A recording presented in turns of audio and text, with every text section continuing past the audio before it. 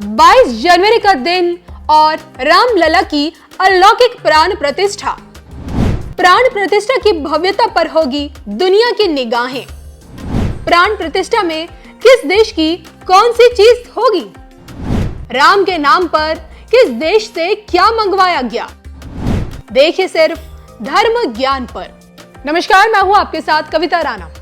अब समय आ चुका है राम नाम का राम बाण चलाने का, ताकि देश विरोधी ताकतें हमेशा के लिए स्वाहा हो जाए। जैसे जैसे देखिए आपके और हमारे सपनों का राम मंदिर अपने वास्तविक विराट रूप में प्रकट हो रहा है, इंतजार की घड़ियां खत्म हो रही हैं। लेकिन क्या आप जानते हैं कि 5 वर्षों का इंतजार, हजारों राम भक्तों का बलिदान और वर्षों तक राम के नाम पर चलने वाले जन आंदोलन, प्रभु राम के नाम पर किसी की भी तपस्या व्यर्थ बिल्कुल नहीं गई है। क्योंकि अब जो राम मंदिर बनकर तैयार हो रहा है, उसके विराट रूप की भव्यता 7वें आसमान पर होगी। और अब बस 22 जनवरी का इंतजार है, क्योंकि इसी दिन होने जा रहे रामलला की प्राण प्रतिष्ठा को खास बनाने के लिए योगी सरकार ने दिन रात मेहनत करनी शुरू कर दी है।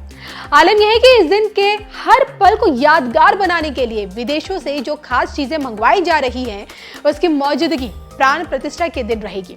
प्राण प्रतिष्ठा के दिन किस देश की क्या चीज गर्भगृह में आप लोगों को भी दिखेगी, ये जानने के लिए बने रहिए धर्म ज्ञान के साथ।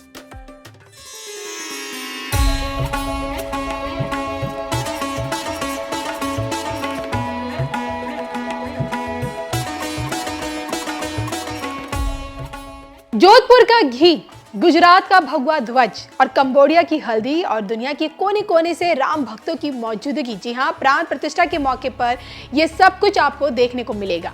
प्राण प्रतिष्ठा को ग्रैंड बनाने के लिए विशेष अतिथियों के साथ साथ 4 लाख साधु संतों को आमंत्रित किया गया है। प्रभु राम के नाम पर दुनिया भर से जो जो चीजें अब मंगवाई गई हैं, अब वो सामान धीरे धीरे अयोध्या भी पहुंचना शुरू हो गया है।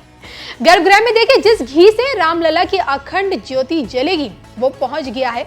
जोधपुर से 600 किलो घी अयोध्या लाया गया, और वो भी 10 रथों के सहारे। जी हाँ, और इसी के साथ गुजरात के अहमदाबाद में 5000 किलो के 7 ध्वज तैयार हो रहे हैं, जो मंदिर शिखर पर लगेंगे। और इसी कड़ी में राम वंशज थाईलैंड की धरती से वहां की मिट्टी, वहां की पवित्र नदियों का जल लाया गया है। वहां के राजा राम ने थाईलैंड की रज यानी कि मिट्टी यहां भेजी है अयोध्या। 155 देशों की पवित्र नदियों से लाए गए जल से ही प्राण प्रतिष्ठा के दिन रामलला का जलाभिषेक होगा। और कंबोडिया से हल्दी मंगवाई गई है। इन सारी चीजों की मौजूदगी 22 जनवरी के दिन आपको गर्भगृह में देखने को मिलेगी। और जैसे ही देखे रामलला की प्राण प्रतिष्ठा संपन्न होगी, तुरंत बाद प्रभु राम के नाम पर 62 करोड़ राम भक्तों में प्रसाद भी बांटा जाएगा।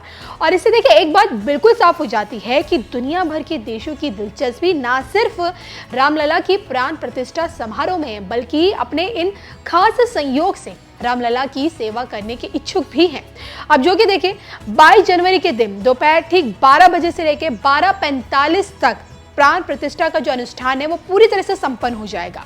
और ऐसे में मंदिर के मुख्य पुजारी को भी चुन लिया गया है। लखनऊ निवासी मोहित पांडे को बतौर मुख्य पुजारी नियुक्त किया गया है, और अन्य 20 सह पुजारी के तौर पर मंदिर परिसर में कार्य करेंगे। तो इस बार रामलला की ये प्राण प्रतिष्ठा कितनी भव्य होगी, इसका अंदाजा आप इसी से लगाइए कि पूरी दुनिया की निगाहें इस पर है। और आपको क्या लगता है, आप किस प्रकार राम मंदिर के इस प्राण प्रतिष्ठा में अपना सहयोग दे पा रहे हैं? कमेंट करके बताइएगा जरूर। भगवान राम के बाल रूप 5 वर्ष का बालक, बाल रूप की पत्थर की खड़ी प्रतिमा 4 फीट 3 इंच, ये अयोध्या में 3 स्थानों पर बनाई जा रही है। 3 कारीगर 3 अलग अलग पत्थरों में बना रहे हैं। भगवान जिस किसी के हाथ को स्वीकार कर ले। ये पत्थर की प्रतिमाएं लगभग तैयार है, 90% तक तैयार है। 1 सप्ताह का फिनिशिंग वर्क बाकी है।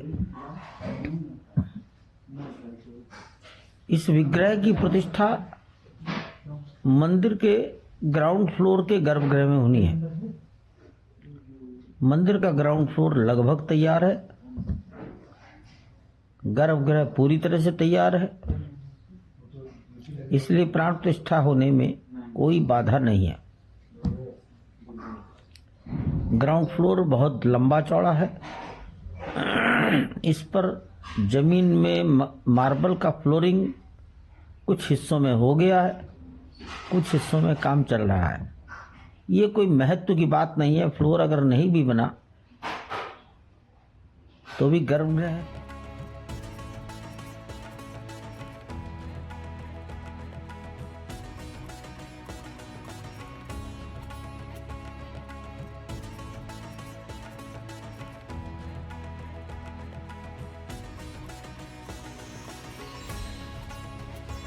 के अवसर पर देश के कम से कम 4000 संत निमंत्रित किए जा रहे हैं।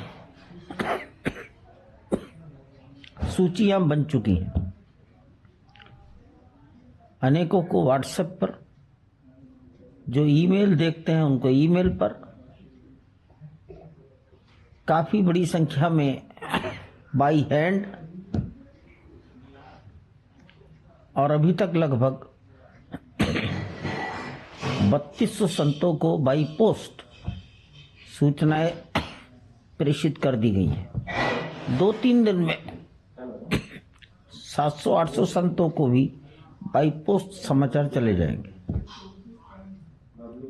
2000 गृहस्थों के नाम लिखे जा चुके हैं। समाज जीवन के सभी अंग हैं। खेल जगत है, वैज्ञानिक हैं, सैनिक हैं, प्रशासन पुलिस के अधिकारी हैं, जजेस हैं, अधिवक्तागण हैं, मीडिया हाउसेस हैं, उद्योग जगत है, और कवि, लेखक, अन्य इतिहासकार, साहित्यकार, हुतात्मा परिवार, बहुत सी 18 प्रकार की कैटेगरीज हैं। देश दुनिया के, भारत के बाहर कोशिश की जा रही है 50 देशों से एक रिप्रेजेंटेटिव जरूर आ जाए।